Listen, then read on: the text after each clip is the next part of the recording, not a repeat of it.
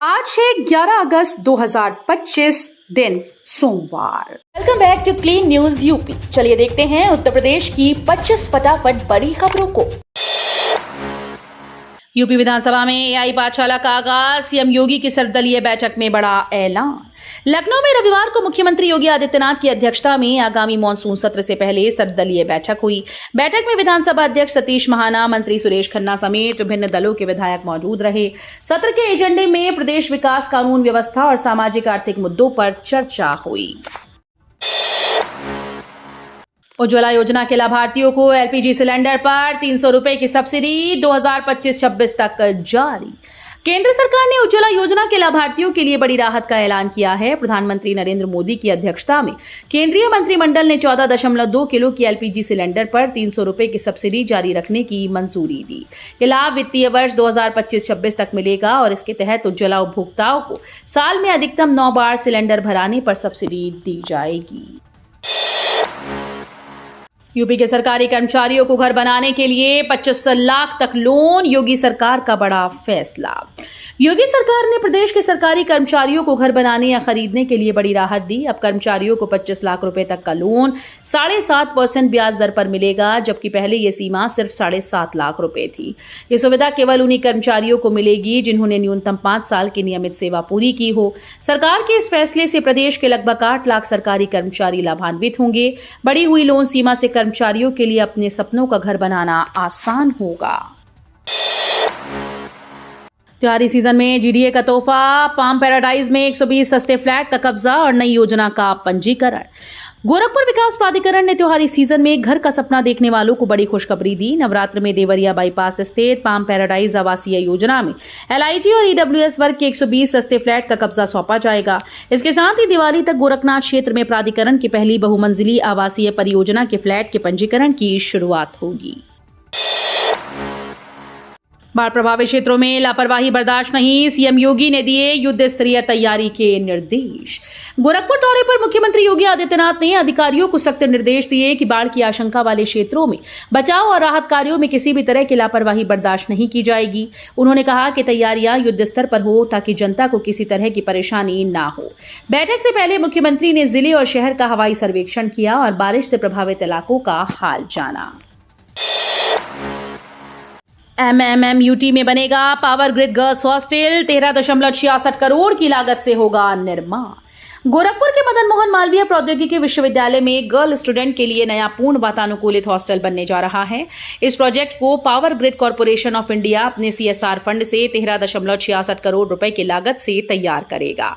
Hostel का नाम power grid girls hostel रखा गया।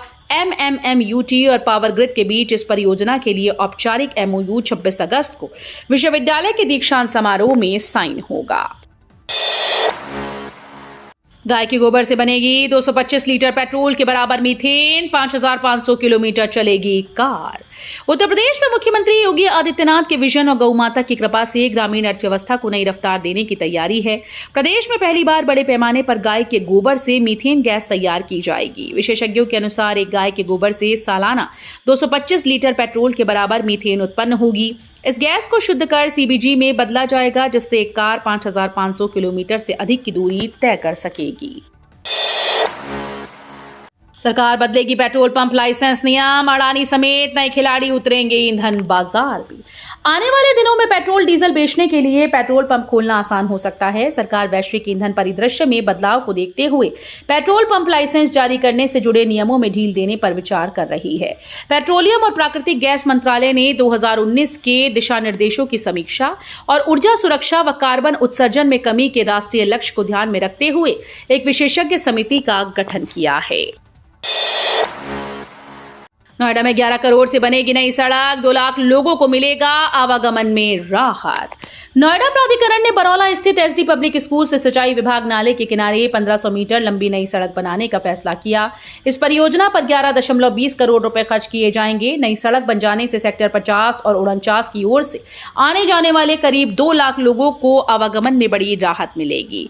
फिलहाल पुश्ता रोड न होने के कारण स्थानीय लोगों को बरौला गांव के अंदर से होकर गुजरना पड़ता है।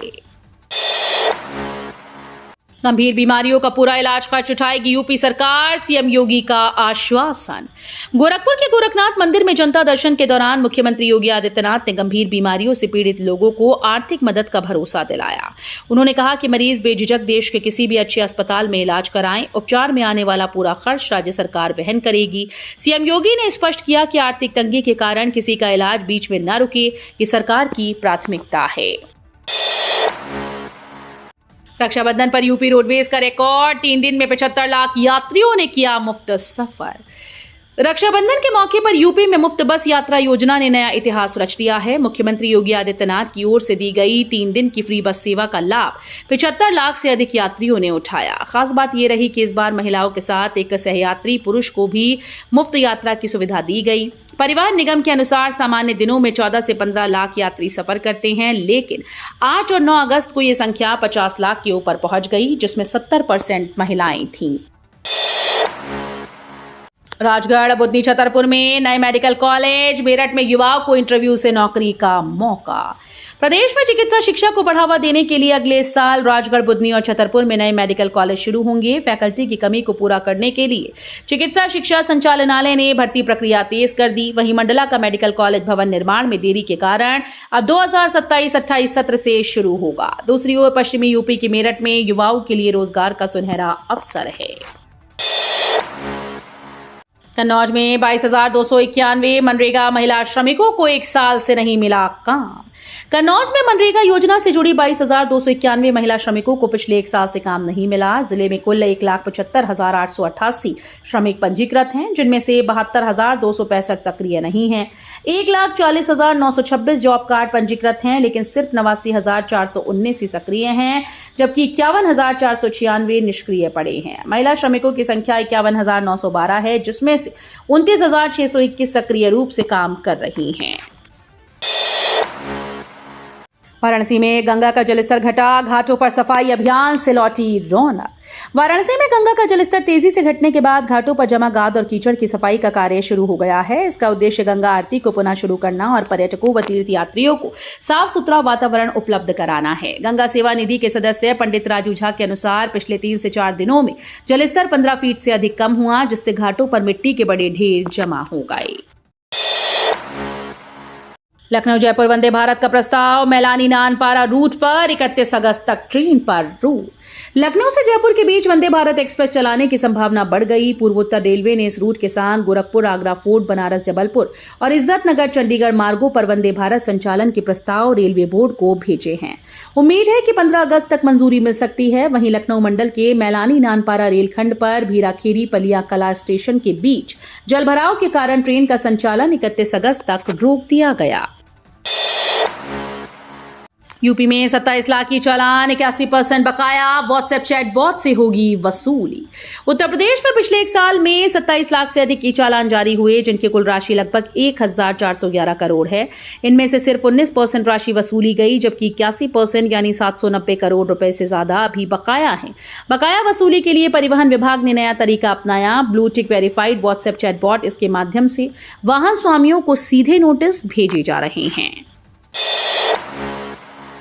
यूपी विधानसभा और विधान परिषद में 27 घंटे लगातार सत्र, विजन डॉक्यूमेंट 2047 पर होगी चर्चा। लखनऊ में रविवार को आयोजित सर्वदलीय बैठक में मुख्यमंत्री योगी आदित्यनाथ ने बताया कि उत्तर प्रदेश विधानमंडल का मॉनसून सत्र इस बार ऐतिहासिक होने जा रहा है। 13 अगस्त को सुबह 11 बजे से शुरू होकर 14 अगस्त दोपहर 2 बजे तक विधान परिषद और विधानसभा की कार्यवाही लगातार 27 घंटे चलेगी। इस दौरान प्रदेश के विकास रोड मैप विजन डॉक्यूमेंट 2047 पर विस्तृत चर्चा होगी। चुनाव आयोग की सख्त कार्रवाई, यूपी की 115 पार्टीज की मान्यता रद्द। चुनाव आयोग ने बड़ी कार्रवाई करते हुए उत्तर प्रदेश की 115 गैर मान्यता प्राप्त पंजीकृत राजनीतिक पार्टीज की मान्यता समाप्त कर दी। जांच में सामने आया कि इन दलों ने 2019 से 2024 के बीच कोई चुनाव नहीं लड़ा और न ही पंजीकृत पते पर इनके कार्यालय मिले। आयोग का कहना है कि यह कदम चुनावी प्रक्रिया की पारदर्शिता और निष्पक्षता सुनिश्चित करने के लिए उठाया गया। CM dashboard ranking, Bareilly number 1, Gorakhpur आखिरी पायदान पर। उत्तर प्रदेश मुख्यमंत्री डैशबोर्ड की जुलाई 2025 रैंकिंग में बरेली ने पहला स्थान हासिल किया। जिलाधिकारी अपनीश सिंह के नेतृत्व में जिले ने विकास योजनाओं, जनसुनवाई और प्रशासनिक कार्यों में बेहतरीन प्रदर्शन किया। श्रावस्ती दूसरे और शाहजहांपुर तीसरे स्थान पर रहा। वहीं मुख्यमंत्री योगी आदित्यनाथ का गृह जनपद गोरखपुर 75वें और अंतिम पायदान पर है। दिव्यांग कर्मचारियों को केंद्र सरकार का तोहफा, मिलेगा दुगना परिवहन भत्ता। केंद्र सरकार ने दिव्यांग कर्मचारियों के हित में बड़ा और संवेदनशील फैसला लिया। अब कुछ विशेष श्रेणियों के दिव्यांग कर्मचारियों को सामान्य दर से दुगना परिवहन भत्ता दिया जाएगा। वित्त मंत्रालय ने इस संबंध में नया कार्यालय ज्ञापन जारी किया, जो सभी मंत्रालयों और विभागों पर लागू होगा। सोना चांदी के दाम में बड़ी गिरावट, खरीदारी का सुनहरा मौका। सोना और चांदी के बाजार से निवेशकों और ग्राहकों के लिए राहत भरी खबर है। कई दिनों की लगातार तेजी के बाद आज कीमतों में उल्लेखनीय गिरावट दर्ज की गई।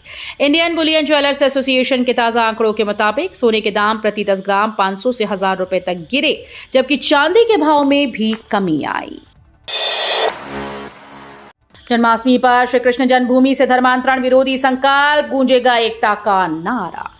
मथुरा में 16 अगस्त की मध्य रात्रि को मनाई जाने वाली श्री कृष्ण जन्माष्टमी इस बार एक विशेष संदेश के साथ मनाई जाएगी।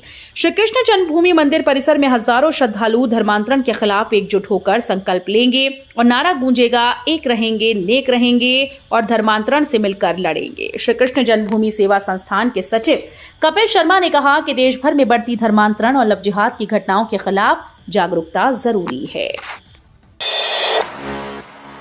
संत कबीर नगर में बड़ी कार्रवाई, 18 दरोगाओं का गैर जिलों में तबादला। संत कबीर नगर में एसपी संदीप कुमार मीना ने आईजी बस्ती के निर्देश पर बड़ी कार्रवाई करते हुए 18 दरोगाओं का गैर जिलों में तबादला किया है। इनमें से 14 दरोगाओं को बस्ती और 4 को सिद्धार्थनगर भेजा गया। बस्ती स्थानांतरित होने वालों में चंद्र प्रकाश सिंह, प्रमोद कुमार नायक, दिनेश यादव, राम प्रवेश यादव, जितेंद्र कुमार यादव, अमरनाथ यादव, कामेश्वर कुमार मिश्र, जितेंद्र कुमार मिश्र और गामा यादव शामिल हैं। बीएचयू में चौंकाने वाला रिकॉर्ड। सीयूईटी यूजी 2025 परीक्षा के बाद बनारस हिंदू यूनिवर्सिटी ने अंडर ग्रेजुएशन कोर्स के लिए पहली कट ऑफ लिस्ट जारी कर दी, जो कई छात्रों के लिए चौंकाने वाली रही। एक प्रमुख कोर्स में जनरल कैटेगरी के छात्रों को महज 149 अंक पर ही एडमिशन मिलने जा रहा है। छात्रों को उनकी रैंक, पसंद और सीट उपलब्धता के आधार पर कॉलेज और कोर्स आवंटित किए गए हैं। 12 अगस्त से यूपी में मानसून की डरावनी वापसी, कई जिलों में भारी बारिश का अलर्ट। उत्तर प्रदेश में मानसून की जोरदार वापसी होने वाली है। मौसम विभाग के अनुसार 12 अगस्त से राज्य के ज्यादातर हिस्सों में गरज चमक के साथ भारी बारिश होगी, जबकि कुछ इलाकों में बहुत भारी वर्षा का खतरा है। मानसून की ट्रफ लाइन उत्तर की ओर से तराई क्षेत्रों में पहुंच गई है, जिससे बारिश के अनुकूल हालात बन गए हैं। विभाग ने बताया कि आज बारिश की तीव्रता कम रहेगी, लेकिन 12 अगस्त से झमाझम बरसात फिर से शुरू होगी। तो ये थी आज की 25 फटाफट बड़ी खबरें। अगर आपको न्यूज पसंद आई हो तो वीडियो को लाइक और शेयर जरूर करें। धन्यवाद।